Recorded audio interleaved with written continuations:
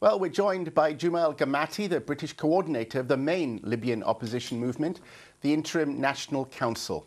We also have the political analyst and writer for the respected socialist magazine, The Monthly Review, Sukant Chandan. And on the phone, the editor of the online newspaper, Libya Almost Takba, Hassan El Amin. Thank you all for joining us. Guma El Gamaty, the West shouldn't be arming you, should it? Because it's illegal. And in fact, that's been confirmed this afternoon by the French Foreign Minister and the Secretary General of NATO, that the West actually can't do it. It would be breaking international law. We are not asking the West to arm us, and it's not the West, by the way. It is the international community that has intervened in Libya. It's the United Nations Security Council Resolution 1973. It's got a very broad alliance of 43 countries, including 5 Arab countries. 2 of them are engaged in military action, including Turkey, one of the largest Muslim countries in the Islamic world.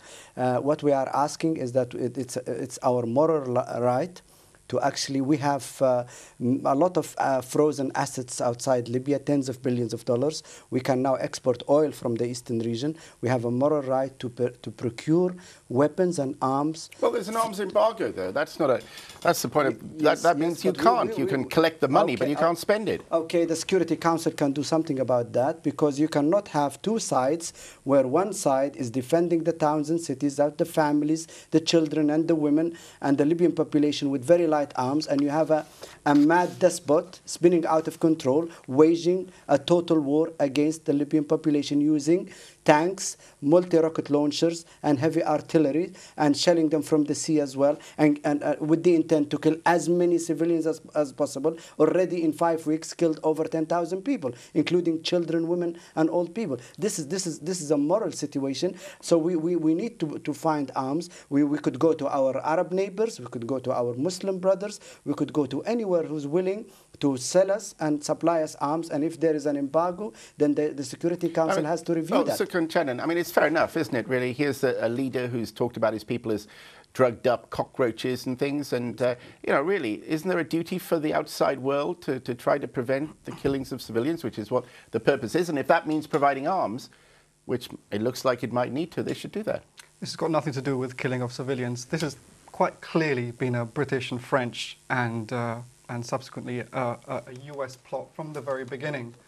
And so there are no civilians killed. And they gave the game away. 10,000 killed are not civilians. And they gave the game away. This is ridiculous. When William Hague said on the 2nd day of the rebellion that Gaddafi has fled to Venezuela. He was the most senior politician at that point to speak up. And what he said by doing that, he said he gave away a whole bunch of clues as to the British hand in this plot from the very beginning.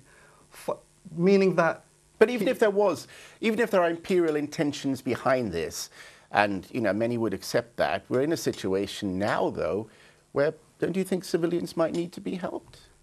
Again, this is not a question of civilians. The best way, and of course, we're forgetting... Do you accept that 10,000 have been killed, and do you condemn that or not? No, I don't accept that 10,000. Well, no, wait, listen. I'm not having a Muslim brother denying that 10,000 people of my brothers and sisters, children and old people have been killed by a mad despot, and he's not willing to admit to it, and he's not willing to condemn it. I'm sorry, I'm not having a Muslim man... NATO is bombing your country. Please. Bye-bye. I don't need to. I have plenty, hundreds of media outlets are after me. No, but we need to hear your voice, sir. But I mean, we need to hear your voice. Like, no. Because, I mean, look, we're having a debate. You don't think that having a... How can he deny that? How can he not? This is a Muslim man. How can he not? All right, but the killings of 10,000 women and children, Muslim women and children in Libya. Listen, you've invited NATO to bomb your country. How can a Muslim think like that? Okay, but shouldn't this be... Don't you want to put that to him, though? This is absolutely ridiculous. Well, I'm sorry, Guma El Gamaty there has unfortunately left us, but we will continue with this discussion without him. We're sorry he felt the need to go.